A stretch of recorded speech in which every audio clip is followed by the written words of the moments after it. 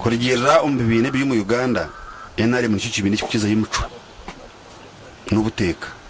mbenu ni ntwara umusuko kusima ikibuzo cy'uwambuza ikibina cya NRM ntwara umusuko kubanza kusima kitina sa president wa Uganda bine wereka guta Museveni imyaka igiye yibembere ikibina cya NRM ngacha imana wacu accident kureka nibyo magire biko bikozuru mbwe ntara mu buvuyo kureka uvuyo no barabure nk'umuntu ekitari kibina kandi kakukore nshobi kimweta kimuvunana mbwe nyona nisha y'abanya Uganda abebembeza bako betsimbire twegere munonga haramuka mu president wa Uganda uyo butegikiye bikorata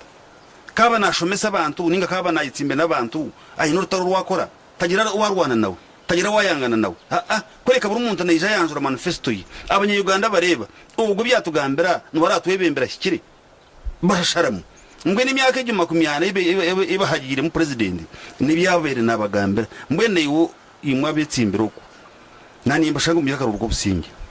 mureke karuruko enganda mureke karuruko edini akaruruko eganda n'edini nikayitihanga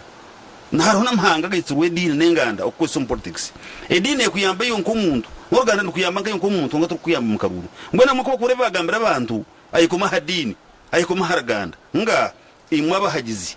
nani mbashaba nimbeshengereza muherezo umuntu akaruruko kugira ebiyakuza kubakora ninga manifesto yakubashobora